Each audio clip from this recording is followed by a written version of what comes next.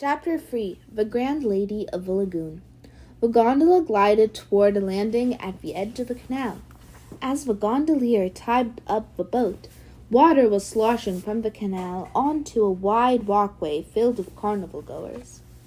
The gondolier reached a gloved hand toward Annie and helped her out of the boat. He then held out a hand to Jack. When Jack grabbed it, he was surprised that the gondolier's hand felt small under the white glove, like a kid's hand. As soon as Jack had stepped out of the boat, the gondolier untied the rope, pushed off from the landing, and began rowing away. "Bye! Thanks!" called Annie. The two strangers in the white bird masks waved. Jack and Annie watched the gondola disappear over the choppy waters. Then they looked back at the shore. The carnival crowd was parading up and down the wide walkway along the canal. "Hey, look!" said Annie. "There's a bunch of people dressed like us. And like the two people in our gondola." Jack saw lots of black cloaks, bird masks, funny hats, and ruffled collars. He also saw people dressed as chickens, pirates, and knights. None of the costumed people seemed to mind the water spilling over the edge of the canal, soaking their boots and slippers. As Jack and Annie stared at the crowd, a distant bell began to ring. The bell rang 9 times. "I guess that means it's 9 o'clock, said Jack. Just then, another bell began to chime. Jack counted again. This time, 10 chimes rang out. 10? said Jack, puzzled. So what time is it? 9 o'clock or 10 o'clock? Don't worry about that now, said Annie. I think I see the Grand Lady of the Lagoon. Where? said Jack. Annie pointed to a tall woman at the edge of the parade. She was wearing a black mask. She wore piles of jewelry, a white wig, and a wide hoop skirt. Jack and Annie moved toward the lady. "Excuse me," said Annie. "Hi." The lady looked at Annie. "Hello," she said in a deep man's voice. "Whoa," said Jack, stepping back. Annie laughed. "You're a man," she said. "Of course," said the man. "But for Carnival, I am a very beautiful lady. No? We're looking for someone called the Grand Lady of..." started Annie. But before she could finish, a giant chicken grabbed the man's hand and pulled him away into the crowd. "Oh, brother," said Jack, looking around. Lots of people were dressed as grand ladies. "How are we supposed to know who to visit? Maybe it's time to use one of Kathleen and Teddy rhymes," said Annie. "No, we should save her rhymes," said Jack. "Then just let's skip visiting the Grand Lady of the Lagoon for now," said Annie. "What's the next thing Merlin tells us to do?" Jack looked at Merlin's directions and read aloud. "To find out where you need to go, seek out a painter named Tupelo." "Good, that's clear," said Jack. "Let's see if Tupelo is in our research book." As the noisy crowd celebrated around them, Jack pulled out the book. He stood near a lantern and looked in the index. "He's here," said Jack. He turned to the right page and read. "Tupelo was one of the greatest painters of Venice in the 1700s. He painted bright, beautiful oil paintings for palaces and villas. If the guy's so famous, people must know where he lives," said Annie. "Excuse me," she called to a clown walking by. "Can you tell us where the painter Tupelo lives?" "Near the Church of San Felice," the clown said. "Thanks," said Annie. "But you won't find him home now," the clown called over his shoulder. "He's in Merlin painting." "Where's that?" shouted Jack.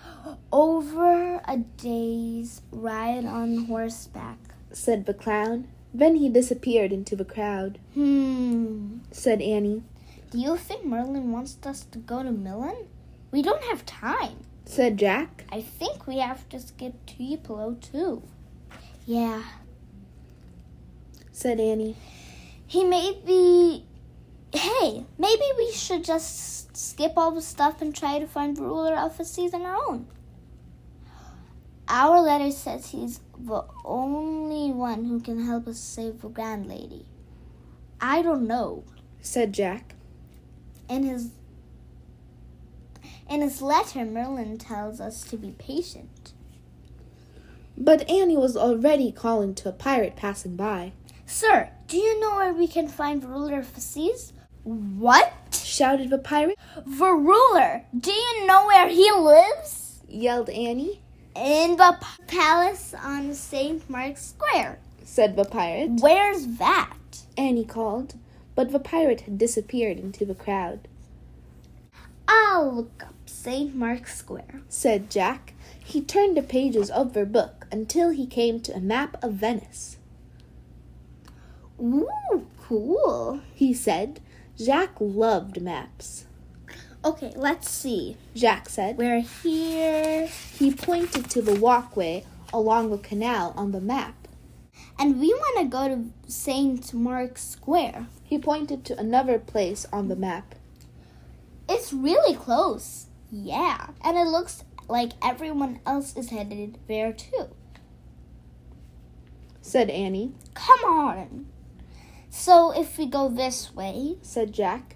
He traced their route with his finger. Come on, Jack, called Annie. Jack looked up from the map. Annie was already walking with the crowd. Jack closed the book and hurried after her. Soon they came to a huge open square. Wow, Jack said breathlessly. St. Mark's Square was filled with candlelight and musicians. Acrobats balanced on tight ropes. Boxers boxed in a ring. Knights fenced with swords. Clowns walked on tall stilts, raced wheelbarrows, and tried to catch live eels in their mouths. All around the square were candlelit buildings. Venice is beautiful, said Annie. Yeah, said Jack. He looked back at their book. He found an illustration of St. Mark's Square. Jack read the descriptions of the buildings. The watchover of St. Mark's Square is the tallest building in Venice. The weather vane on top once helped sailors by showing them which way the wind was blowing. Jack looked up. I can barely see the weather vane up there, he said. But I think it's pointing north, so the wind must be blowing from the south. What about the ruler's palace? Where's that? Asked Annie. Jack read on. The clock tower is one of the most beautiful towers in the world. One top of the tower, a bell struck every hour by. Jack, skip to the ruler's palace, interrupted Annie. The palace of Venice ruler is one of the most splendid structures ever built. It has a great hall where as many as 2,000 nobles once met to discuss city matters. It also holds the city grim prison cells. Above the palace door is a sculpture St. Mark showing a book to There's the palace door, said Annie.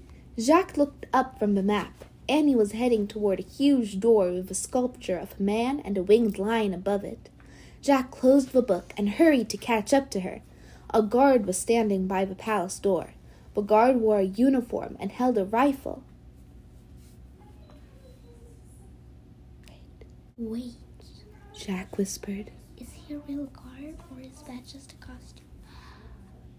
I'll find out, said Annie. She walked over to the guard. Excuse me, sir. Is the ruler of Venice inside the palace now?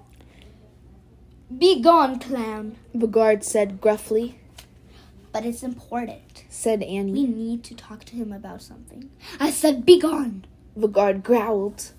I am tired of clowns wasting my time. She's not really a clown, said Jack, coming forward. We're on a mission. We go, both of you, or else, roared the guard. He held up his rifle. He's definitely not wearing a costume, thought Jack. Okay, sorry. Thought Jack. Okay, sorry. Said Jack. He and Annie moved away from the palace entrance. What a grouchy guy, said Annie. He'll never let us in, said Jack. Maybe it's time to use one of Teddy and Kathleen's rhymes, said Annie. Maybe we should turn into ducks. The guard won't mind it if a couple of ducks. No, said Jack. We have to save our rhymes. Well, how will we get inside? Annie asked. Patience, said Jack. Remember? Before he could finish, Annie broke in. Hey, look! 2 clowns on stilts were dancing around the guard. One grabbed the guard's rifle and tossed it to the other.